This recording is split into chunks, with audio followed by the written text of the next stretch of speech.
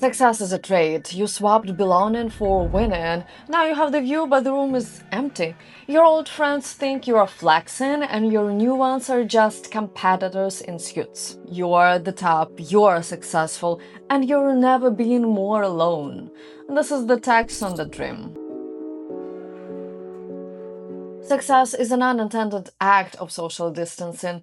The moment you hit the numbers or gain the status you've been chasing, you stop being the person and start being a utility. It's a subtle, violent shift in the atmosphere. People no longer look at you to see who you are.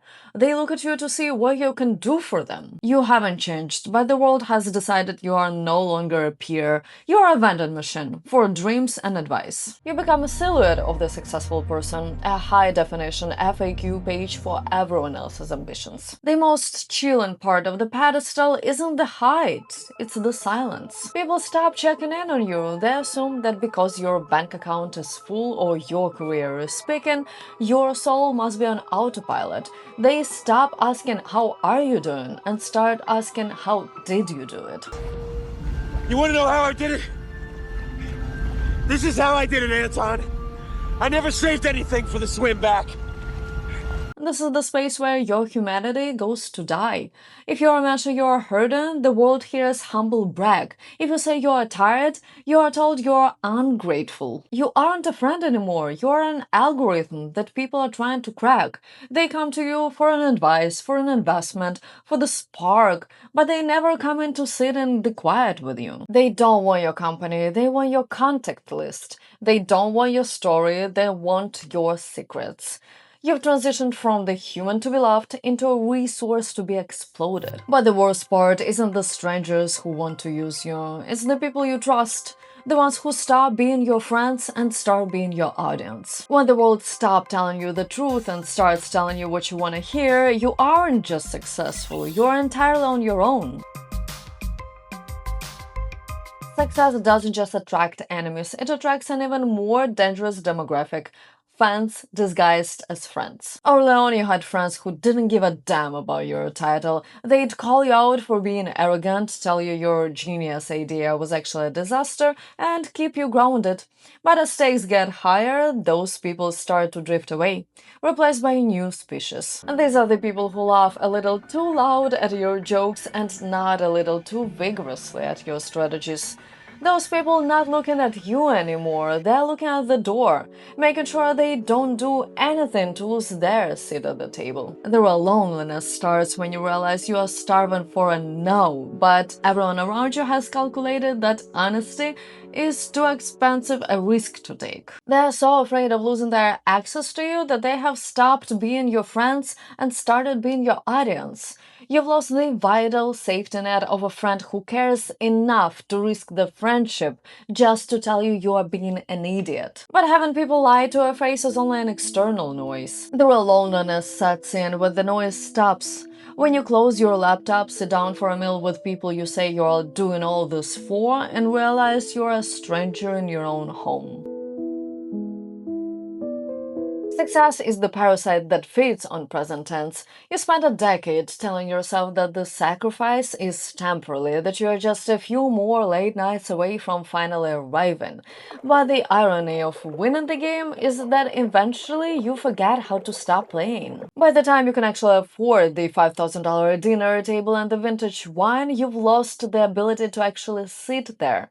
You are physically present, you are passing the salt, you are nodding at the right cues, but you're a high-performance ghost. This lobster is incredible. You have to try the beef, it's even better. Dad, can you pass the bread?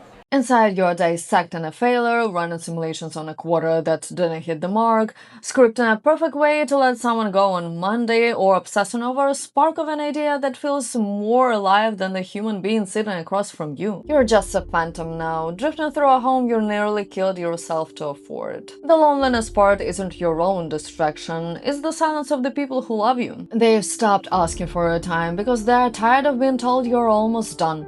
They don't get angry when you check your phone under the table, they expect it. They're glad you're there, but they don't expect you to move. or speak. They have filled the empty space you've left with new habits and inside jokes that you aren't a part of. You've succeeded in giving them everything they ever wanted, only to realize that everything didn't include you. But the silence at your dinner table is only the beginning. The real wall goes up when you try to reconnect with the world and realize you no longer speak the same language as your peers. Your disasters are someone else's dream life, and sharing your pain feels like an act of aggression. You've reached the level where your truth sounds like a flex. Success changes the math of empathy. When you were struggling, your problems were a bridge. You could sit at a cheap bar and complain about a rent or a broken down car, and everyone at the table could relate. But once you arrive, your honesty feels like an assault. This is where the silence truly begins. You realize that you lost the right to be vulnerable in public. If you lose $50,000 on a bad deal, you are genuinely devastated. It's a hit on your security, your momentum, and your sleep. But you can't tell that to your old friends. To them, that loss isn't a bad day. It's more money they will make in a year. To vent about it doesn't sound like a tragedy, it sounds like a flex.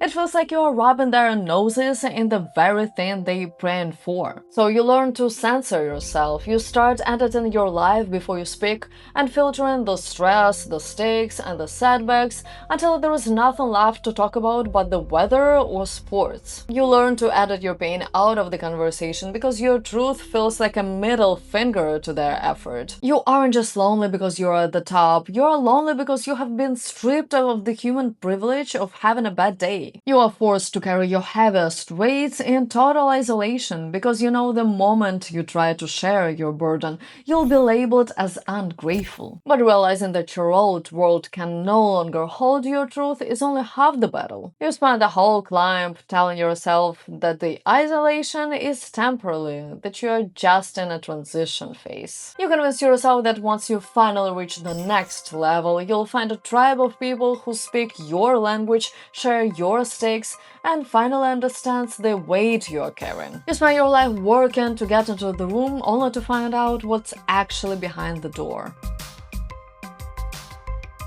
The final sobering realization of success is this: there is no social heaven. We all have this fantasy that somewhere at the top there is a magical room filled with people who finally like us. We think that once we had a certain net worth or a certain level of influence, the loneliness will dissolve into a high-level brotherhood of peers. But you get there and realize it's just a bigger cage with more expensive locks. The people at the top aren't more open, they're often more guarded. They're just as paranoid about yes men, just as exhausted by the ghost at the table phenomenon, and just as isolated as you are. You went looking for a tribe and found a hall of closed doors. The sobering truth is that more was never a destination where silence disappears, it was just the final luxury version of the same solitude you've been running from the whole time. This is the invisible ceiling. You spent your whole life trying to break through it, thinking there was a sunlight on the other side, only to realize that the ceiling was a mirror. There is no room where loneliness disappears. There is no group of people who can fix the isolation that comes with obsession. At the finish line, the noise finally stops, and it's just you and your empire. The sobering truth hits you. The only person who can actually share the silence with you is the younger version of yourself that you sacrificed to buy the ticket. Once you accept that the social heaven is a myth, you realize you've been running from the quiet because you were too afraid of what you might hear if you stopped moving. You stopped looking for a room full of people to save you, and you turned toward the only person who was there since day one. This is the part where you stop becoming and start being. For years you thought if you just built the wall high enough or made the bank account loud enough, you'd never have to hear the voice of your own breath. But now that you reached the top, the noise has stopped. You finally stop waiting for a tribe to validate your choices or a mentor to tell you that you have made it. Instead, you look at the one person who has been there since day one, the version of you that started. The peace in the silence isn't about finding a new goal or a new spark. It's about realizing that you don't need to be more to be whole. You spend your life trying to escape yourself through success, only to realize that success was a long, expensive road back to who you actually are. You realize that the isolation wasn't a prison, it was the only place quiet enough for you to finally hear your own heart. You realize the ultimate luxury isn't a house or the wine, it's the ability to sit in the quiet room and not feel like you are missing out on anything. Success is lonely, but you don't have to navigate the silence by yourself. Subscribe to stay connected with the only room where we don't have to edit the struggle. I'll see you in the next one.